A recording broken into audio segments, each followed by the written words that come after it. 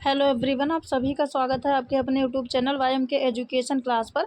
इस चैनल पर friends complete education subject पढ़ाया जाता है यूजीसी नेट के लिए। और आज हम लेके आए हैं एक छोटी सी क्लास पीवाईक्यूज की यूनिट 10 की फ्रेंड्स पीवाईक्यूज की छोटी सी क्लास है। देखिए, तो फ्रेंड्स इस चैनल को करिए सब्सक्राइब, फ्री में आप भी पॉइंट टू पॉइंट चीज़ें पढ़िए फ्रेंड्स जितना हो सका। देखिए, यूनिट 9 और यूनिट 8 बची है, उसके हम पीवाईक्यूज फ्रेंड्स करा देंगे। बाकी यूनिट्स डिटेल में हमारे चैनल पर कराई जा चुकी हैं, तो आप वीडियो सारे देख सकते हैं। चैनल पर क्लिक करिए, वीडियोज़ पर क्लिक करिए, फिर जो है सारे वीडियो क्रम से आपको मिल जाएंगे। तो देखिए फ्रेंड्स, क्वेश्चन नंबर 1 क्या है, निम्नलिखित में से कौन सी अधिगम निरयोग्यता का कोई प्रकार नहीं है। तो देखिए, ये हमने पढ़ाया था बहुत डिटेल में, क्या होता है डिसलेक्सिया, डिस्ग्राफिया और एलेक्सिया, ये सारी चीज़ें। तो उसी से ये क्वेश्चन है। देखिए, option number A dyslexia, option number B alexia, C है डिस्ग्राफिया और डी है एफिक्सिया। तो देखिए, डिसलेक्सिया ये कम्युनिकेशन संबंधी, भाषा संबंधी अक्षमता होती है, निरयोग्यता। एलेक्सिया इसी का छोटा रूप है। डिस्ग्राफिया लेखन संबंधी, बच्चों को लिखने में दिक्कत होती है। और ये एफिक्सिया ये कुछ नहीं होता, इसलिए जो है ये कोई प्रकार नहीं। तो ऑप्शन नंबर डी सही हो जाएगा, ये कोई प्रकार नहीं है। क्वेश्चन में हाँ नहीं का विशेष ध्यान रखना, क्वेश्चन नहीं पूछा गया या हाँ पूछा गया। उसके बाद में नेक्स्ट क्वेश्चन देखिए, जल्दी जल्दी फटाफट, समय नहीं लेते हैं, जितना जल्दी हो सकेगा उतना जल्दी हम करेंगे। देखिए, क्वेश्चन नंबर 2 है, निम्नलिखित में से किसके अंतर्गत हमारे संविधान द्वारा प्राथमिक शिक्षा के स्तर पर निःशुल्क और अनिवार्य शिक्षा का अधिकार सुनिश्चित किया गया है। देखिए, ऑप्शन नंबर ए है वर्ष 2009 के अधिनियम का अनुच्छेद 21 का, और बी है 2002 के अधिनियम अनुच्छेद 21 खा। तो ये कुछ नहीं, ये भी कुछ नहीं। नीति निर्देशक सिद्धांत का अनुच्छेद 45 नहीं। तो देखिए, ये सर्व शिक्षा अभियान की बात कही जा रही। क्या प्राथमिक स्तर पर निःशुल्क और अनिवार्य शिक्षा का अधिकार सुनिश्चित किया गया था, किसमें? वर्ष 2002 के अधिनियम का अनुच्छेद 21 का, इसके अंतर्गत ये सर्व शिक्षा अभियान जो 2001 में लागू हुआ था, उसी में ये निश्चित किया गया था। तो बाकी देखिए, ये अनुच्छेद 45, इसमें शिक्षा को संवर्ती सूची में रखा गया था, मतलब राज्य सरकार और केंद्र सरकार दोनों जो है इसकी व्यवस्था करेंगे। और ये जो है शिक्षा का अधिकार अधिनियम, ये 2009 जो है ये 2001 अप्रैल 2010 से लागू किया गया। इसमें भी बात कही गई थी, लेकिन जो ये सुनिश्चित सर्व शिक्षा अभियान 2002 के अधिनियम में किया गया था। इसका आंसर ऑप्शन नंबर डी है फ्रेंड्स। उसके बाद में देखिए, नेक्स्ट क्वेश्चन नंबर 3 है, निम्नलिखित में से कौन सा कथन अधिगम निःशक्तता वाले छात्रों के संदर्भ में सही है। तो यही है कि अधिगम निःशक्तता बच्चे होते हैं, मतलब विकलांग, उनके संदर्भ में कौन सा कथन सही है। ऑप्शन नंबर ए है, उनमें प्रत्यक्ष परक दुर्बलता होती है, जिससे सोचने तथा तर्क करने संबंधी प्रत्यक्ष परक कौशल प्रभावित होता है। बी है, वह अपने सहपाठियों के समान ही सक्षमता के साथ सीखते हैं। ये तो है ही नहीं, क्योंकि अगर वो सहपाठियों के समान ही सीख लें तो फिर वो विकलांग किस बात के। फिर उसके बाद है ऑप्शन नंबर सी है, वह उम्मीद से बेहतर शैक्षणिक प्रदर्शन करते हैं। देखिए, जब उम्मीद से बेहतर शैक्षणिक प्रदर्शन करेंगे तो उनमें कोई निरयोग्यता निःशक्तता होगी नहीं, ये भी नहीं है। उनमें कोई भावनात्मक समस्या होती है, जो कि अधिगम संबंधी उनकी निःशक्तता का एक प्रमुख कारण है। देखिए, ये है तो सही, लेकिन ज़रूरी नहीं सिर्फ भावनात्मक फीलिंग्स की समस्या हो, कोई फिजिकली भी तो हो सकती है समस्या, तो इसलिए ये भी नहीं। तो ऑप्शन नंबर ए सही हो जाएगा। क्या उनमें प्रत्यक्ष परक, जैसे कुछ ऐसी दुर्बलता मतलब कमजोरी होती है, जिससे क्या होता है, सोचने तर्क करने संबंधी प्रत्यक्ष परक कौशल प्रभावित होता है, जिससे क्या है, उनकी स्किल्स प्रभावित होती है। तो ऑप्शन नंबर ए सही हो जाएगा। उसके बाद में क्या है, नेक्स्ट क्वेश्चन नंबर 4, विद्यालय स्तर की शिक्षा बालिकाओं और समाज के सामाजिक रूप से पिछड़े वर्ग के लिए निःशुल्क और अनिवार्य शिक्षा की नीति को लागू करती है। यह किस अभियान का प्रतिनिधित्व करता है। तो देखिए क्या है कि विद्यालय स्तर की शिक्षा जो है बालिकाओं और समाज के सामाजिक रूप से पिछड़े वर्ग के लिए निःशुल्क शिक्षा और अनिवार्य शिक्षा की नीति लागू करती। तो ये किस अभियान का प्रतिनिधित्व, किस अभियान के अंतर्गत आता है?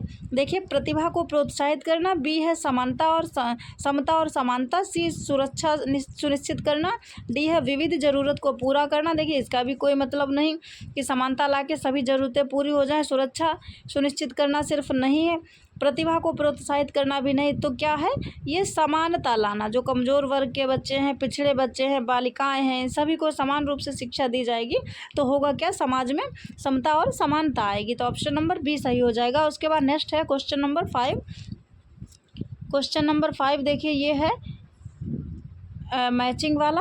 क्वेश्चन नंबर 5 देखिए ध्यान से, क्या है कि भारत सरकार ने विभिन्न वर्षों के दौरान निःशक्त व्यक्तियों के लिए 4 विशेष संविधियां अधिनियमित की हैं। सूची 1 में देखिए दिए गए अधिनियम के वर्ष को सूची 2 में दी गई संविधान सूची उपबंधों के साथ सुमेलित कीजिए। देखिए ये भी हमने कल के ही वीडियो में शायद या किसी में जो है ये हमने समावेशी शिक्षा के अंतर्गत एक टॉपिक पढ़ाया है कि किस ईयर में कौन सा अधिनियम लागू किया गया। तो देखिए क्या है, देखिए ए 1987 हो जाएगा, 1987 ये 2 के साथ 1987 क्या है? मानसिक स्वास्थ्य अधिनियम।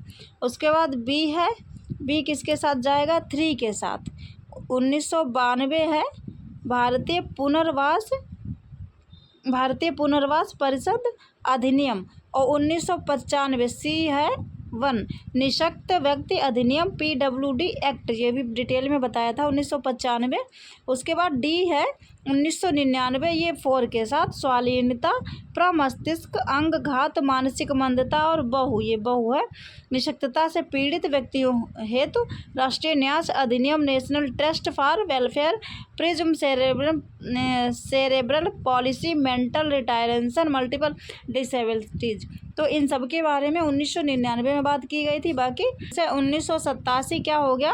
मानसिक स्वास्थ्य अधिनियम A2 87 मानसिक स्वास्थ्य अधिनियम, और बी हो गया 3 भारतीय पुनर्वास परिषद, और सी हो गया 1 निःशक्त व्यक्ति अधिनियम। अब सही है, अब इसका आंसर सही हो जाएगा कौन सा? ऑप्शन नंबर ए, ऑप्शन नंबर ए सही हो जाएगा। देखिए उसके अनुसार उसके बाद नेक्स्ट है निम्नलिखित में से कौन सा प्रतिभाशाली बच्चों के संदर्भ में सही नहीं है? देखिए प्रतिभाशाली बच्चे क्या होते हैं ये आपको पता होगा, पिछले वीडियो में बताया जा चुका है। तो देखिए जिनकी IQ लेवल अधिक होता है। तो देखिए क्या है? ऑप्शन नंबर ए विश्लेषणात्मक समझ। मतलब यहाँ पे नहीं का ध्यान रखना, क्या पूछा गया है? ये जो ऑप्शन है उनमें से कौन सा ये प्रतिभाशाली बच्चों के संदर्भ में सही नहीं है?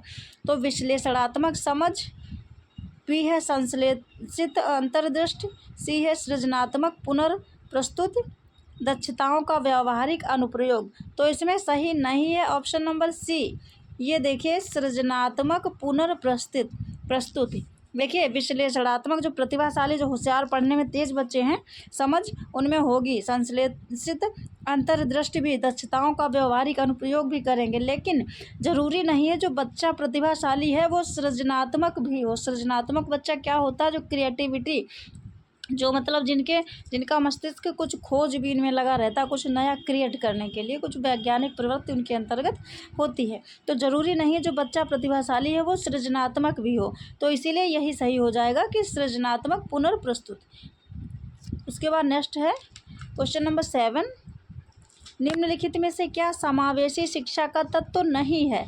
देखिए ऑप्शन नंबर ए विविधता के प्रति सम्मान, देखिए नहीं का ध्यान रखना है, शून्य स्वीकृत सहयोग, विशेष वर्ग की स्थापना। तो इसमें ऑप्शन नंबर डी सही हो जाएगा, विशेष वर्ग की स्थापना। देखिए समावेशी शिक्षा विविधता के प्रति सम्मान कहती है कि सभी प्रकार के बच्चे एक साथ सम्मान सहित सीखेंगे। शून्य स्वीकृत मतलब किसी को भी पढ़ने से मना नहीं किया जाएगा, ये भी सही। सहयोग, ये भी सही है, सहयोग के साथ सभी सीखते हैं। क्या है कि ऐसा नहीं किया जाएगा समावेशी शिक्षा में कि जो अक्षम व्यक्ति हैं, बच्चे हैं, उनको किसी विशेष वर्ग अलग से स्थापित कर दिया जाए, उनको सामान्य बच्चों के साथ न सीखने दिया जाए, ऐसी कोई बात नहीं है। तो इसीलिए क्या विशेष वर्ग की स्थापना यही जो है तत्व समावेशी शिक्षा का नहीं है। उसके बाद में नेक्स्ट देखिए, क्वेश्चन नंबर 8 है, राष्ट्रीय शिक्षा नीति 1986 एक्शन प्रोग्राम की समीक्षा की थी, किसने की गई थी, किसमें? ऑप्शन नंबर ए है शिक्षकों के लिए राष्ट्रीय आयोग द्वारा, बी है यशपाल कमेटी द्वारा, सी है राममूर्ति कमेटी द्वारा, डी है हंसा मेहता कमेटी। तो इसमें ऑप्शन नंबर सी सही है, राममूर्ति कमेटी द्वारा 1986 एक्शन प्रोग्राम की समीक्षा की गई थी, जो कि 1990 में। उसके बाद नेक्स्ट है 9 क्वेश्चन, जिला शिक्षा प्रशिक्षण संस्थानों की स्थापना संस्कृत की गई थी। ऑप्शन नंबर ए भारतीय शिक्षा आयोग 1982 द्वारा, बी है विश्वविद्यालय शिक्षा आयोग 1948 द्वारा, सी है माध्यमिक शिक्षा आयोग 1952-53 द्वारा, डी है राष्ट्रीय शिक्षा नीति 1986 द्वारा। तो देखिए डाइट, जिला प्रशिक्षण संस्थान डाइट की बात की जा रही है, तो इनमें किसी में नहीं, ये जो है राष्ट्रीय शिक्षा नीति 1986 द्वारा की गई, इसलिए ऑप्शन नंबर डी सही हो जाएगा।